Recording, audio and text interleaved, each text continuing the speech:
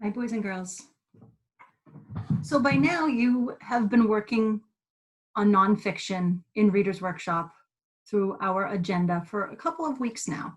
So you should be getting pretty strong at recognizing what nonfiction looks like and recognizing some of those text features like table of contents and glossary and index. Well, I'm going to take you through a book today, and we're just going to talk about the book. We're going to talk about what we see in the book. We're going to talk about text features, and we're going to learn a little bit more about nonfiction. And I think you're going to like this book. So the first thing I do when I'm looking for some nonfiction is I think about, what am I interested in? Because when we read nonfiction, we're reading it because we want to learn more about a topic. So what do I want to learn more about? Well, I really like to cook. So I like to learn about recipes and cooking. I love animals. I love to learn about dogs. I love to learn about wild animals. I love to learn about nature. So I think about something that I'm interested in, right? Because it's really not going to be any fun to read nonfiction if I'm not interested in the topic. So I think about something I'm interested in. What are you interested in? Take a second and think about what you're interested in. What would you like to learn more about? And remember, nonfiction, you can learn about anything. So if you're interested in bicycles or skateboards or trampolines or water parks or the beaches or rainbows or rain or weather or anything, there's some nonfiction about that topic. So think about something you're interested in. That's the first thing to do. What do you want to learn about? Well, I was thinking about this myself, and I decided that I wanted to learn some more about spiders. I was sitting at my kitchen table, and I looked up at the ceiling, and there was a little tiny spider just crawling across the ceiling, minding its own business. It wasn't bothering me, it wasn't hurting anything, so I just kind of watched him and I left him alone. And I thought, spiders are pretty cool animals. I'd like to learn some more about them. So I found some nonfiction, and I'm going to share it with you. And we're going to learn some more about spiders together. Now, these are not normal spiders that you might see crawling outside in your backyard or even scurrying across the floor if they get inside your house. These are very special spiders. Are you ready? Let's learn about them together.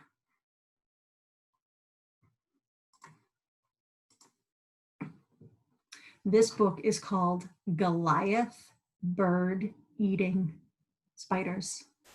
Yes, they eat birds, which means they are really, really big. So you can see the photograph here on the cover. Not all nonfiction has photographs. Sometimes there are illustrations, but this nonfiction does have a photograph. And can you see that spider right there? Wow, he's very big. And I'm interested in learning more about him. We open the book up.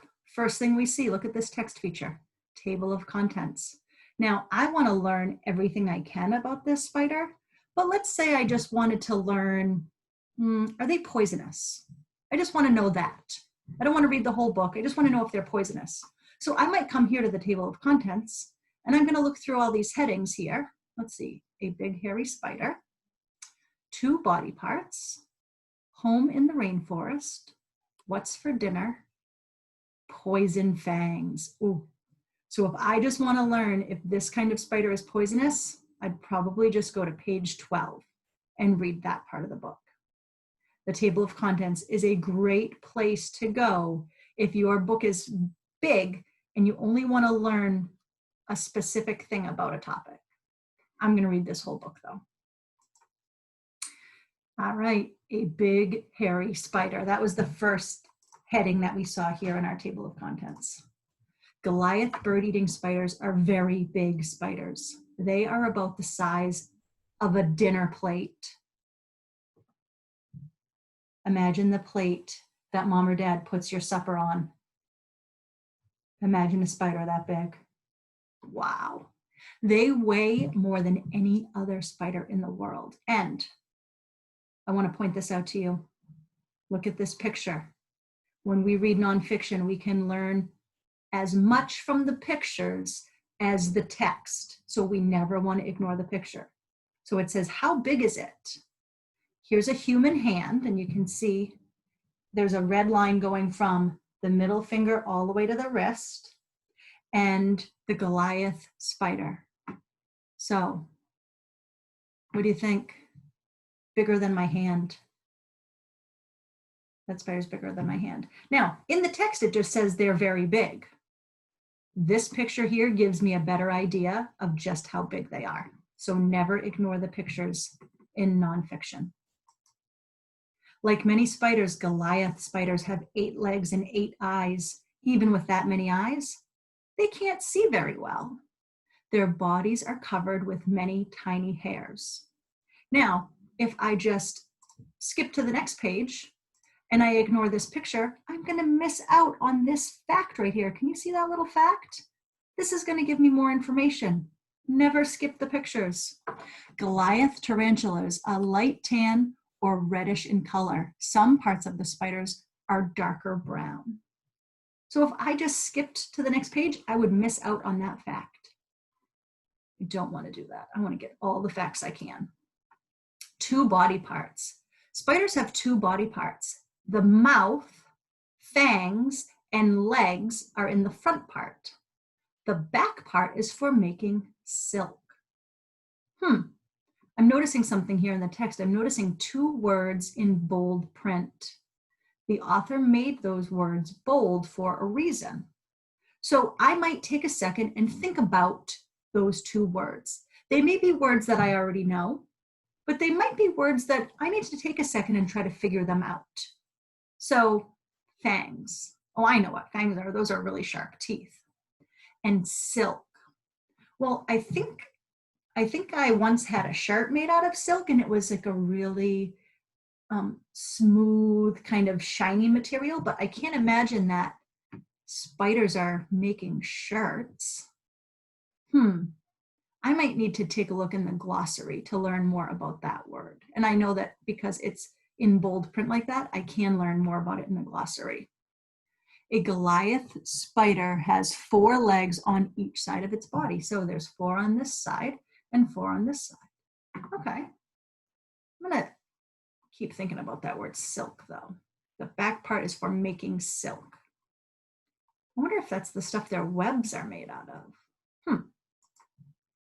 A spider with its legs can be about 1 foot across. That's as long as a ruler. Yeah, that's big. The spider's about the same size as a hand. The spider can get even bigger. Oh, this spider is about the size of the hand, but they can get bigger than that. Remember this illustration we saw here. That spider is even bigger than a hand. Maybe this is just a young one. Maybe it's not full grown.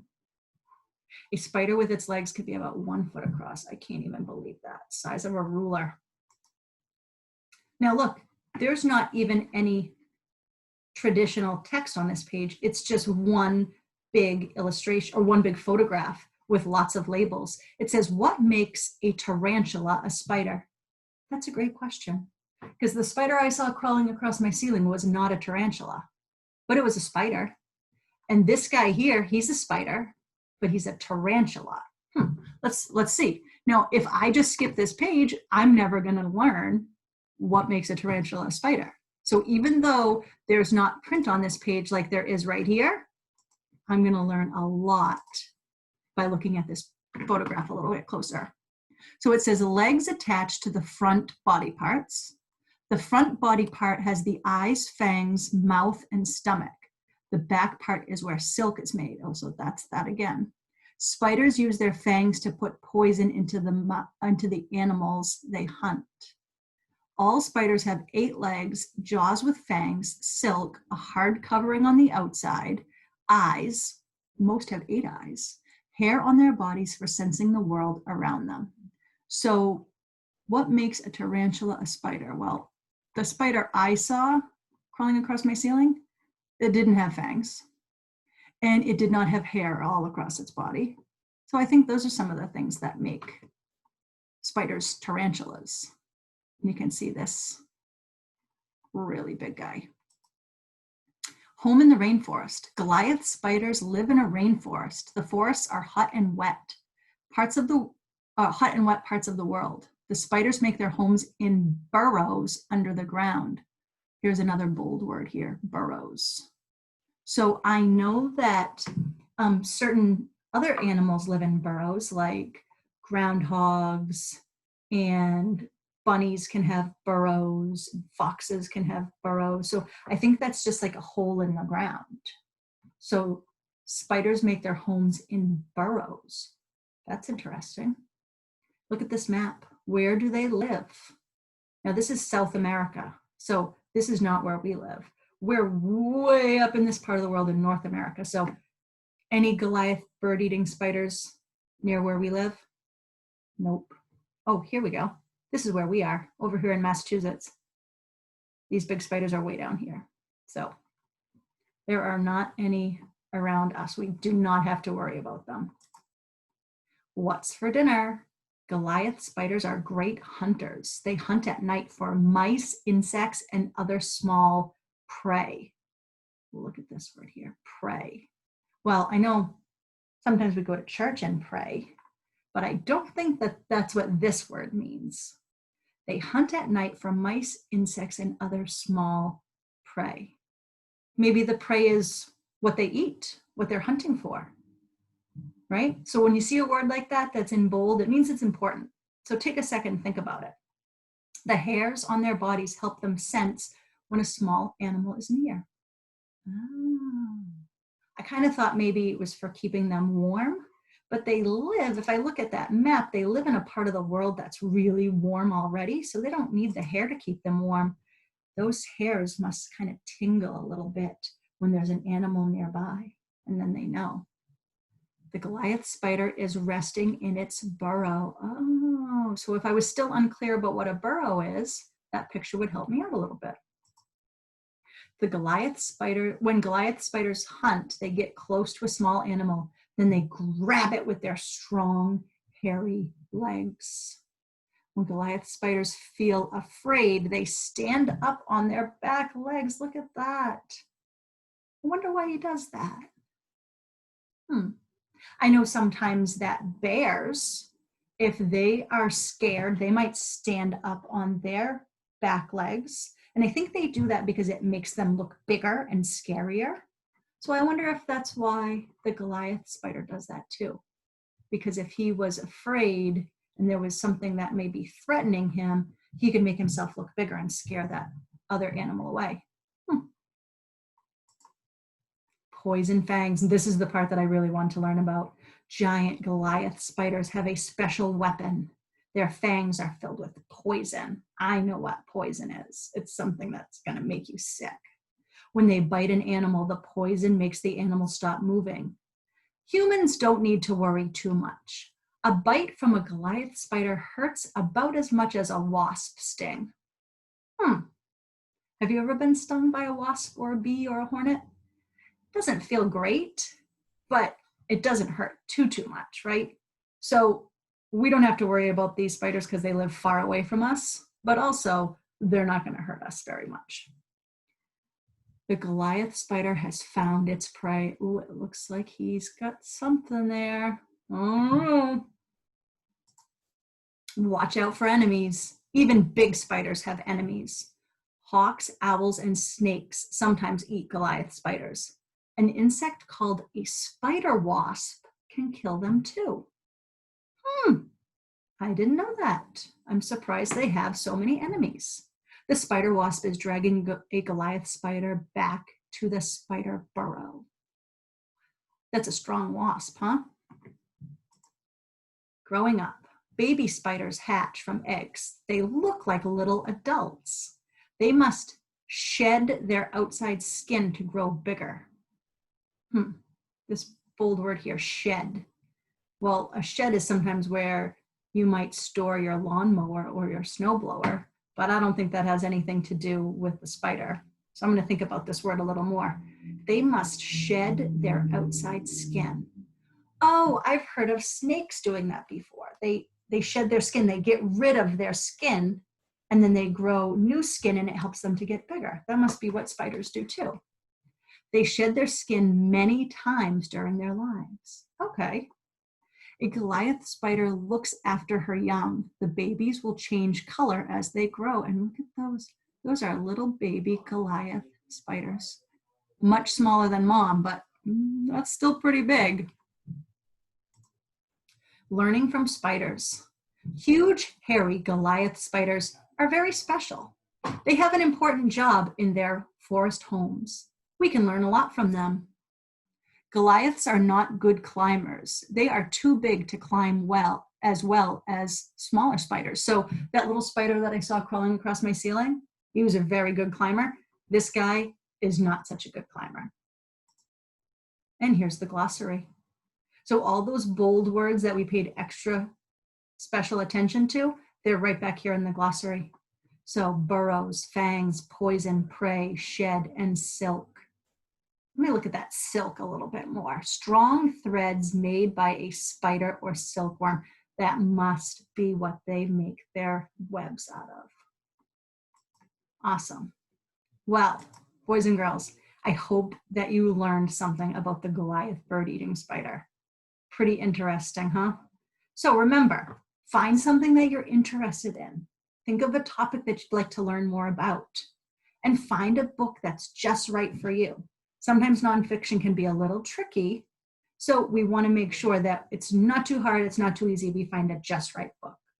And use those pictures. So even if a book is a little bit too tricky, the pictures, you can use the photographs and the labels in the photographs, and you can still learn a lot about a topic. So I want you to do this for me, okay? I want you to think about a topic that you're interested in. I want you to find some kind of nonfiction about it. So it could be a YouTube video. It could be a book, it could be a magazine. It could be a movie. Find something nonfiction that you can learn more about your topic. And pay attention to those text features. If there's a table of contents, if there are headings, if there's bold print, if there's photographs or diagrams, are there labels? Is there a glossary? All of those features are there to help you learn more about your topic. So think of what you're interested in and get busy. All right, have a great day.